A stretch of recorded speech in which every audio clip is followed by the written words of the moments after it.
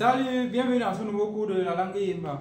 Aujourd'hui, nous allons voir les verbes avec auxiliaire être et leur ton. Vous savez, souvent lorsqu'on écrit dans la langue Yimba, vous voyez, on écrit avec des tons hauts comme ceci, avec des tons moyens, et parfois on écrit sans ton. Il y a des principes qui permettent de faire tout cela. Aujourd'hui, nous allons voir un cours qui est associé à ce principe-là. Le principe suivant lequel les verbes à ton haut qui dérivent d'un mot primitif ayant plusieurs significations ont plus de chances de porter le ton moyen. C'est ça que je suis en train de vouloir vous montrer aujourd'hui.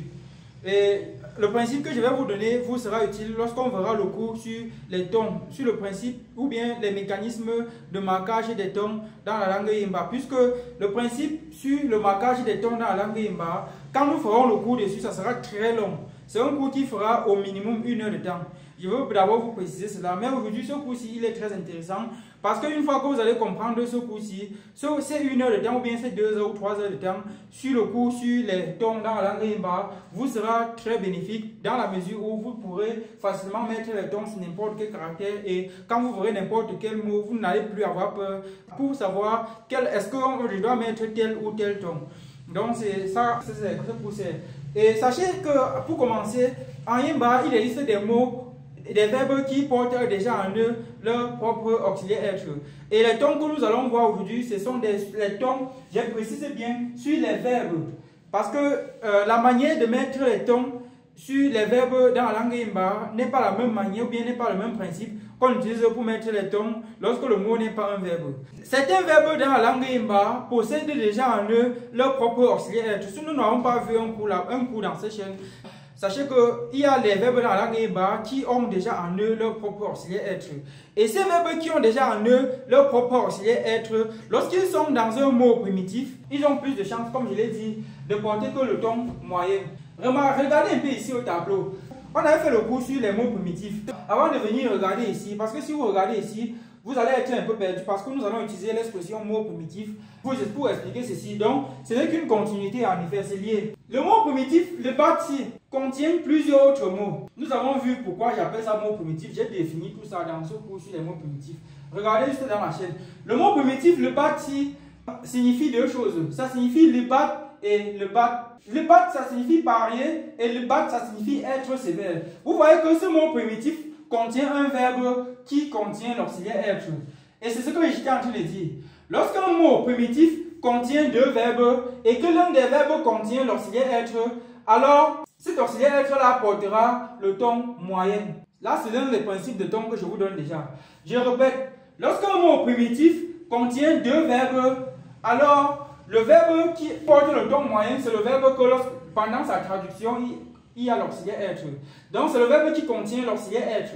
Puisqu'en Yimba, il existe des verbes qui ont déjà l'auxiliaire être. Ici, on a dit le bat, c'est être sévère. Regardez un peu ici. Le tchok, c'est être acide. Le tchok, être acide. Et le fou, c'est être blanc. Vous voyez, c'est être blanc.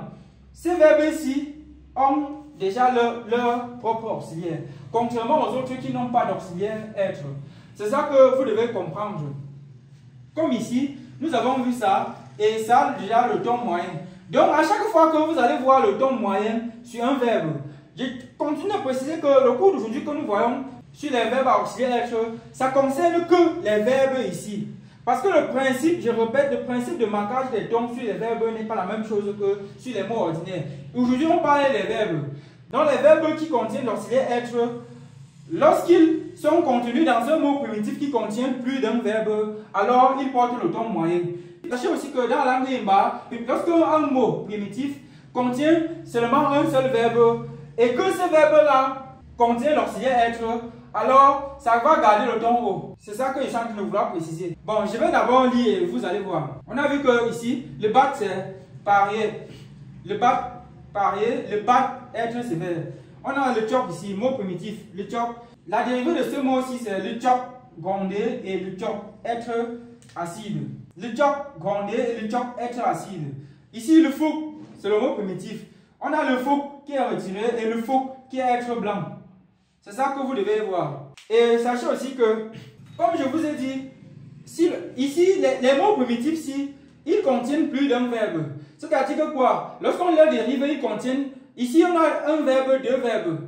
Parce que ça contient plus d'un verbe, alors le verbe qui portera le ton moyen sera le verbe qui a l'auxiliaire être.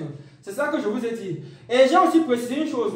Il faut faire très attention. Ceux qui vont s'arrêter ici sur le cours, ils vont être perdus, ils ne vont pas savoir cela.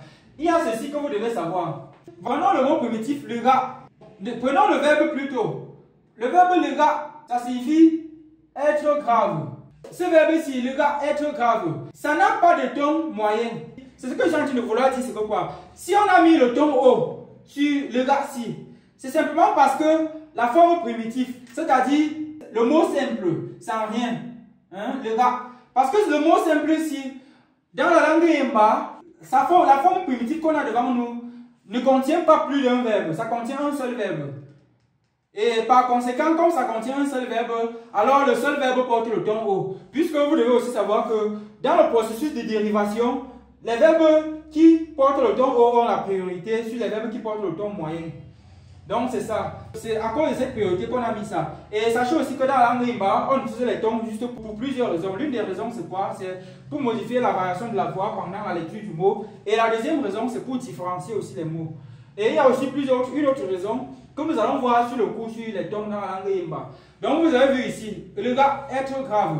Donc ce n'est pas tous les mots qui ont l'auxiliaire être en eux qui doivent automatiquement porter le ton moyen. C'est avec cet exemple que vous devez comprendre cela. Le verbe porte impérativement le ton moyen que si et seulement si il contient l'auxiliaire être et que le mot primitif de base contient plus d'un verbe. Donc c'est ça que vous devez connaître. J'espère que j'ai vraiment bien expliqué. J'espère que vous comprenez. Et pour ceux qui ont des questions et qui n'ont pas bien compris, vous pouvez mettre vos questions dans les commentaires. Je me ferai le plaisir de vous répondre. On se dit à très bientôt pour ceux qui sont abonnés à la chaîne. Bye bye.